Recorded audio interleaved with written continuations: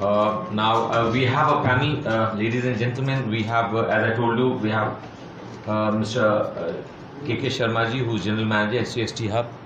Sir, आपका एक presentation है, हम करें. May I request you to please come and make a presentation. SC/ST Hub के ऊपर अपने शर्मा जी एक presentation देंगे आप लोगों को. Thank you, SHM. Dignitaries on the dais. लोगों ने 25 ऐसे इंस्टीट्यूशंस को हम लोगों ने ऑथराइज किया जो SC/ST एंटरप्रेन्योर्स को ट्रेनिंग दें, जिसमें टूल रूम्स हैं, मिनिस्ट्री ऑफ एमएसएमई के टेक्नोलॉजी सेंटर्स हैं, EDI है या RCTs हैं, CPET है. इस तरह के 25 सेंटर्स हैं, इंस्टीट्यूट्स हैं जिनको 110 तरह के ट्रेनिंग प्रोग्राम्स हम लोग दे रहे हैं और उस पर हम लोगों का करीब बजट है 35 करोड़ रुपए का. हम चाहते हैं कि करीब 15,000 लोगों को ये ट्रेनिंग फ्री ऑफ कॉस्ट मिले, जिसमें तरह तरह की ट्रेनिंग है, चाहे लेदर शू मेकिंग से लेके है या डिजिटल मार्केटिंग पे है या रेफ्रिजरेशन एयर कंडीशनिंग है. 110 तरह के ट्रेनिंग कोर्सेज हैं जो आप SC/ST हब की वेबसाइट पर जाएंगे, आप उसमें सेलेक्ट करिए कौन सा इंस्टीट्यूशन पर जाना चाहेंगे, कौन सा ड्यूरेशन पर देना चाहेंगे. ये कोर्सेज 3 दिन से लेकर 6 महीने तक के कोर्सेज हैं. तो आपको कौन सा कोर्स सूट कर रहा है. आप EDI अहमदाबाद में अगर एंटरप्रेन्योरशिप डेवलपमेंट का अगर प्रोग्राम करना चाहते हैं, आप उसको प्रोग्राम करिए. रेजिडेंशियल प्रोग्राम भी है जिसमें आपको रहने खाने के लिए भी पैसा है, उसमें कहीं भी कोई फीस नहीं है. तो कैपेसिटी बिल्डिंग पर हम लोगों ने काम शुरू किया. फिर हम लोगों ने हालांकि NSIC के खुद के ऑफिस हैं, पर 12 SC/ST हब ऑफिस खोले हैं जिससे केवल डेडिकेटेड इसी स्कीम की सर्विसेज दी जाए. तो आपको ये जितनी भी स्कीम्स हैं, जितने भी मंत्रालय हैं, उसकी वेबसाइट का आता पता होना चाहिए. देखिए, हर चीज़ मेरे को, मैं घर में सुकून से बैठूं और मेरे तक पहुंच जाए, ऐसा तो नहीं हो सकता है. मुझे पेपर में भी देखना पड़ेगा एडवर्टाइजमेंट आया है कि नहीं. तो आपको ये 2-3 चीज़ें जो हैं, इसको कहते हैं इन्वेस्टमेंट इन टाइम, यानी कि आपको वो 15-20 मिनट जो है रोज़ वेबसाइट देखना. एक बार आइडिया लग जाएगा कि भाई इस मंत्रालय की ट्रेड फेयर्स इस महीने आती हैं, तो एक मेरे ख्याल से 1 साल भर के बाद आपको आइडिया रहेगा कि भाई इस महीने में कहाँ ट्रेड फेयर होगा. शायद वो फिर भारत में कहाँ होगा या फिर विदेश में कहाँ होगा.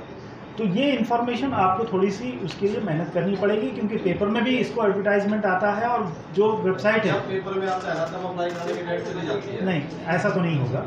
पेपर में देखिए काफ़ी एडवांस नहीं, सुनिए, नहीं 1 महीने पहले अप्लाई करूँ ऐसा ये नहीं. पेपर में कई बार मेंबर्स हैं, इनका एक आप how do you connect to your portal या आपके साथ किस तरीके से जुड़े, ये ज़रा देख लीजिएगा, ताकि यू कैन बिकम, क्योंकि SC/ST हब स्कीम तो आप चला रहे हैं, हो सकता है कि आप एक सोल्यूशन इन्हें दे सकें. तो just think it over, don't worry, he will look into to and report to मी.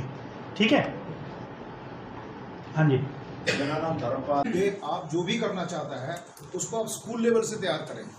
अगर सचमुच आप NSIC के टच में हैं? नहीं जी, 2 बारी मैं गया था रजिस्ट्रेशन कराने के लिए अपने काम के लिए, किसी को प्रमोट करने के लिए. तो इन्होंने बताया कि 250 स्क्वायर मीटर में होना चाहिए, ये चीज़ होनी चाहिए, ये चीज़ होनी चाहिए. आप शर्मा जी से एक बार डिटेल में बात कर लें. शर्मा जी मुझे बता दीजिए क्या मुद्दा है. आप 8वीं क्लास से इसको परमानेंट एक सिलेबस बनाइए, सब्जेक्ट बनाइए. आपकी दिक्कत समझ जाऊँगा, फाइनेंस से रिलेटेड है और जी है ना. तो इंटरप्रेन्योर वहीं से पैदा होएगा ना. जो काम ही नहीं सीखा है उसको आपने ना पैसा दिया है, ना सिखाया है, ना जगह बनाई है. आपको जगह भी देनी चाहिए, आपको ट्रेनिंग भी देनी चाहिए, आपको उसको पढ़ाना चाहिए. वो बेरोजगार हो जाता है, बड़ा हो जाता है. आप SC/ST को हमें सिखाना चाहते हैं इस उम्र में, हम क्या सीखेंगे. और हमारे पास कुछ भी नहीं है, ना जमीन है, ना ट्रेनिंग है, ना इंफ्रास्ट्रक्चर है और ना ही कोई हैंड होल्डिंग है. तो हमें ना तो उसको सिखाया जाता और सफाई कर्मचारी रखा जाता है, पहले पढ़ाया जाता है, फिर वैकेंसी नहीं होती है. यानी बनाया भी जाए तो अब हमारे को एक रिजर्वेशन की बात करते हैं जी, AC पोस्ट पे लड़ना है आपको SC/ST को. अरे पॉपुलेशन के हिसाब से काम करो ना, जो कुछ करना है. आपने नीचे लेवल पे सारी कुछ रखा हुआ है, इतना प्रावधान रखा आपने करोड़ों रुपए का, कहाँ है वो, किसको दिया आपने. ट्रांसपेरेंसी है कहीं पे? क्यों नहीं जो लोग नहीं दे रहे दंड, उनको दंड दिया जाए. क्यों नहीं वो स्कूल लेवल से हमारे बच्चों को एंटरप्रेन्योर बनाते हैं. नमस्कार, मैं सुनील अंजाना, जागो समाज चैनल में आपका स्वागत करता हूं. आज हमें SHM ऑफिस में, जहां एक SC/ST के जितने भी युवा और युवतियाँ जितने पढ़े लिखे हैं जो बिजनेस करना चाहते हैं, उनको मार्गदर्शन करने के लिए देखिए हमारे साथ में है सर। सर अपना इंट्रोडक्शन। मैं राजेश बग्गा हूँ जी। मैं पंजाब से जो अनुसूचित आयोग है उसका पहले अध्यक्ष रहा हूँ। तो अभी हम सब मिलकर जितने भी शेड्यूल कास्ट एंटरप्रेन्योर हैं, जहाँ एंटरप्रेन्योर बनना चाहते हैं, उनके लिए काम कर रहे हैं। तो हमारा आज एसोचैम के साथ भी यही था कि हमारे जितने नौजवान पढ़े लिखे हैं, चाहे बीटेक की है, एमटेक की है, इंजीनियरिंग की है, सब बच्चों को कैसे हम बिजनेस के साथ जोड़ सक पाएँ। तो उसके लिए आज हमारा एक दिन का वर्कशॉप था। ये अभी पहला वर्कशॉप है। इसके अलावा अब हम हर एक जिला स्तर, प्रदेश स्तर पर भी जाकर सेमिनार, वर्कशॉप करेंगे। और हम चाहते हैं कि हमारे नौजवान जो पढ़े लिखे हैं वो आगे नौकरियों में तो जाएं, वो बिजनेस में भी जरूर जाएं, क्योंकि आज का युग बिजनेस का है।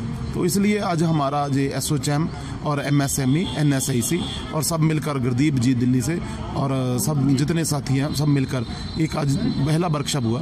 ये एसोचैम और हमारा ये पहली बार है ऐसे कि हम जितने अनुसूचित समाज के हैं वे इस ऑफिस में ऐसे प्रोग्राम किया है। तो आप मतलब SC ST के जितने भी युवा और युवतियाँ, मतलब एक साधारण भाषा में और साधारण तरीके से, एक इजी तरीके से कैसे आप उनका सहयोग या उनको समझाना चाहेंगे?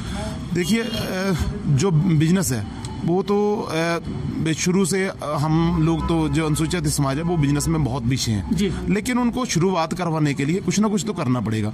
और कैसे वो इजी हो सकता है, जो पहले तजर्बा, जिसका तजर्बा है बिजनेस में, वो इजी उसको सहयोग कर सकता है। और हमने एसोचैम को भी कहा है, एनएसआईसी को भी कहा है, एमएसएमई को भी कहा है, और आज इसमें सोशल जस्टिस डिपार्टमेंट के भी ज्वाइंट सेक्रेटरी मैडम आए थे। तो हम ये सब चाहते हैं भाई जिनके पहले काम चल रहे हैं वो अपने दूसरे भाइयों को साथ ले और भारत को एक शक्तिशाली भारत बनाए। क्योंकि जहाँ अगर सबको हाथ में काम होगा, उसका रोजगार होगा, तो मेरे को लगता है जो हम चाहते हैं भारत को बनाना तो बन जाएगा। तो बाबा साहब का भी ये सपना था, हमारा भी है। हम सब मिलकर, चाहे वो SC है, जनरल है, ST है, कोई भी है, हम मिलकर एक आगे कदम बढ़ाएं। और हमारे जितने भाई हैं, जो बहनें हैं, जो पढ़ी लिखी हैं लड़कियां, तो उनको बिजनेस के साथ कैसे लगाएं, इसको आज इजी वे में हमने बताया। तो मेरे को लगता है ये अच्छी शुरुआत है, ये बहुत बड़ा कदम होगा जे अगर इसको इम्प्लीमेंट हो गया। तो इसमें कोई राजनीतिकरण तो नहीं होगा? नहीं, राजनीति इसमें, बिजनेस में कौन सी, बिजनेस तो बिजनेस है। तो बिजनेसमैन बनाने के लिए, उनको सोच बनाने के लिए ये एक अच्छा कदम है, तो होना चाहिए जी। तो गुरदीप जी देखिए हमारे साथ में हैं, और गुरदीप जी से हम जानना चाहेंगे। देखिए सर, गुरदीप जी फाइनेंशियली अगर बिजनेस अगर करना चाहे तो फाइनेंशियली उसमें अड़चन आती है, तो उसमें क्या साधारण तरीके से कैसे मतलब उनको आप हेल्प कर पाएंगे? इसमें गवर्नमेंट ऑफ इंडिया ने एसोचैम के तहत हमें ये पावर्स दी थी कि हम जो SC ST हब बनाए उसके तहत बात करें और वेरियस बैंक से बात करें, स्टैंड अप इंडिया में, स्टार्टअप में, इन लोगों को लोन दिलाने की। और वो बहुत अच्छी स्कीम्स हैं जो लोगों तक बताने की ज़रूरत है और उसमें बच्चों को लाने की ज़रूरत है। तो ये गवर्नमेंट की एजेंसीज़ हैं, ये जो सरकारी नेशनलाइज बैंकों को कहती हैं लोन देने के लिए। जी। तो इसमें मतलब उत्थान हो पाएगा, जैसे शोषित समाज जैसे आगे नहीं बढ़ पाता, वो अपने जो छोटे जो कार्य जो उनको सदियों से दिए गए हैं उन्हीं में उलझा हुआ है, तो आप उनको जो उभारने की जो तरकीब लगा रहे हैं, जो प्रचार कर रहे हैं, क्या वो आपका सफल हो पाएगा? हमारा जो सीफ है पंजाब का, एक हमारा चैम्बर है और एसोचैम के साथ हमारा कोलैबोरेशन है।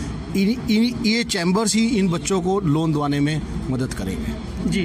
तो उसमें कंडीशन तो बहुत ज़्यादा होती है, तो कंडीशनों को गवर्नमेंट से रिलैक्स कराने की हम पूरी कोशिश कर रहे हैं जी, और वो हो भी रही हैं। सरकार के प्रयास इसमें अच्छे हैं कि वो SCs के बारे में इस टाइम सोच रही हैं और SCs में पेनिट्रेट करने के लिए गवर्नमेंट की एक नीतियां बनी हुई हैं जो SCs को प्रमोट करने के लिए। तो आगे आपकी रणनीति क्या रहेगी?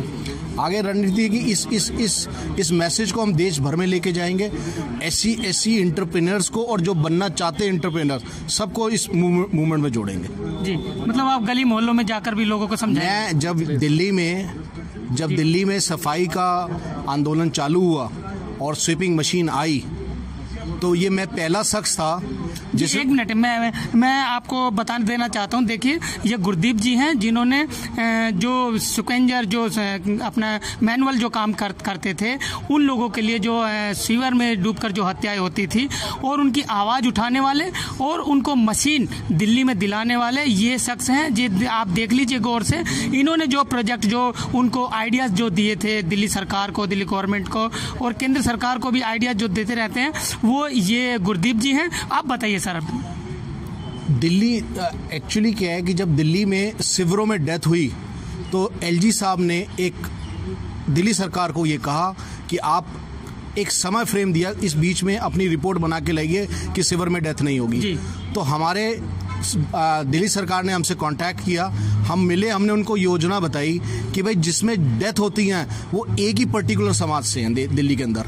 90% लोग हैं वो स्क्वेंजर कम्युनिटी के हैं, और स्क्वेंजर्स कह दो, वाल्मीकि कह दो, समझ लो सिनोनियम है एक दूसरे का जी। सरकार ने, दिल्ली सरकार ने बहुत अच्छा काम किया। केजरीवाल का हम इसमें बहुत धन्यवाद करते हैं कि उनने वो पॉइंट डाला कि ये स्क्वेंजर्स को ही मिलेगी गाड़ियाँ जी। और बाद में इसमें कुछ ऐसे लोग बीच में आ गए जिससे वो गाड़ियों का झोल-झाल हो गया, और अभी तक आज तक वो 50 वाल्मीकियों को गाड़ी मिल चुकी है, और जो 150 गाड़ियाँ हैं वो शायद उस समाज को नहीं मिलेगी जिसकी इसमें हत्याएं हुई, डेथ हुई हैं सिविल्स में। अब आप ले लिए, यदि इसमें जो 8 जिनकी डेथ हुई है उनको गाड़ियाँ मिली हैं, जबकि दिल्ली सरकार का एक अपना विभाग है जो जिसको कहते हैं सफाई कर्मचारी आयोग। दिल्ली सफाई कर्मचारी आयोग के चेयरमैन को पूछा ही नहीं गया, उसे डाटा ही नहीं लिया कि दिल्ली में वाल्मीकि कितने हैं और जिसमें सिवर में डेथ हुई है। तो सरकार ने अपने हिसाब से कुछ लोगों के कहने पे इस चीज़ को डाइल्यूट कर दिया है, जो कि अच्छा नहीं था। इस समाज को शक्तिशाली करना बहुत ज़रूरी है, क्योंकि ये सब समाज सबसे नीचे पावेदान पे खड़ा है दलितों में, और दिल्ली की संख्या में कम से कम मैं जहाँ आशा करता हूँ कि 10 से 12% वाल्मीकि समाज के लोग हैं जिसको हम उस काम को करने लगे हैं कि इनको शक्ति देनी है, इनको एम्पावर करना है। और यही एक ऐसी फैसिलिटी का मैनेजमेंट का काम है, चाहे उसमें सिवरेज आ जाए, चाहे स्वीपिंग आ जाए, चाहे पूरी फैसिलिटी मैनेजमेंट आ जाए, इन लोगों को एम्पावर करना ही करना है। सर, आपने कहा 150 गाड़ियाँ वाल्मीकि समाज की नहीं है, तो इसमें आपको क्यों लगता है? उनका एक वीडियो आया है एक संस्था का जिसमें कहा है कि ये विमेंस को दी गई हैं। अब इसमें विमेंस को इंटरप्रेट बनाना, मैं उस कदम को बहुत स्वागत करता हूं, पर विमेंस से ज़्यादा तो हमारे और भी तो विमेंस हैं जो वाल्मीकि विमेंस हैं, जो वो तो सुबह वाल्मीकि समाज की महिलाएं हैं। उससे बड़ा इंटरप्रेनर कौन हो सकता है कि जो सुबह 6 बजे उठ के दिल्ली की गलियां साफ करती हैं? कभी उसकी तरफ किसी ने देखा ही नहीं आज तक जी। और मैं सरकारों से ये आशा करता हूं कि उन वाल्मीकि लेडीज को भी देखो जो सुबह 6 बजे काम करती है। क्या वो इंटरप्रेनर बन सकती है? आप उनकी तरफ आपने कोई डाटा लाए? नहीं लाए। आपका सफाई कर्मचारी आयोग दिल्ली का बैठा था, उससे कोई डाटा लिया? नहीं लिया। सरकार ने अपनी मनमानी से किसी 2-4 आदमियों की कहने से इस स्कीम को बिल्कुल डाइल्यूट कर दिया। तो आप केजरीवाल साहब को कोई मैसेज देना चाहेंगे? मैं केजरीवाल साहब से पहले तो उनके इस कदम का स्वागत करता हूं कि उन्हें दिल्ली जल बोर्ड के थ्रू वाल्मीकियों को एम्पावर करने की, स्क्वेंजिंग कम्युनिटी को एम्पावर करने का काम किया। पर साहब से ये भी कहता हूं कि उसमें देखिए कि क्या प्रॉब्लम है कि वो उस स्क्वेंजिंग कम्युनिटी को क्यों नहीं मिली। बार बार आपने कोऑर्डिनेटर क्यों चेंज किया?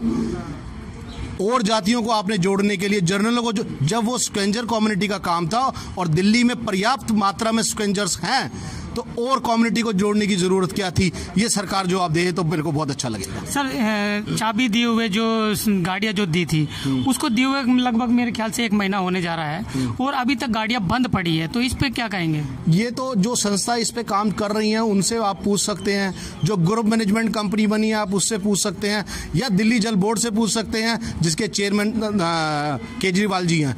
वो बताएंगे गाड़ियां क्यों नहीं अभी रोड पे आई हैं। जी, चलिए, ये हमने जानी देखिए गुरदीप जी से और अपने तमाम साथियों से बात जो उन्होंने हाँ, तो अभी देखिए इनका साफ साफ कहना है कि मैनुअल स्क्वेंजर्स के लिए जो गाड़ियां जो आई हैं वो केजरीवाल साहब का जो धन्यवाद कर रहे हैं। इसमें बहुत ही अच्छा कदम है। जो दूसरी स्टेट है वो भी इससे शिक्षा लेंगे कि वहाँ के जो सीवर मैन है वो भी ना उतरे सीवर में, और सफाई जो है वो मशीनों के द्वारा की जाए। तो चलिए, मैं सुनील अंजाना, जागो समाज चैनल आपका अपना चैनल, इसे लाइक करें, कमेंट करें, शेयर करें और सब्सक्राइब अवश्य करें। धन्यवाद।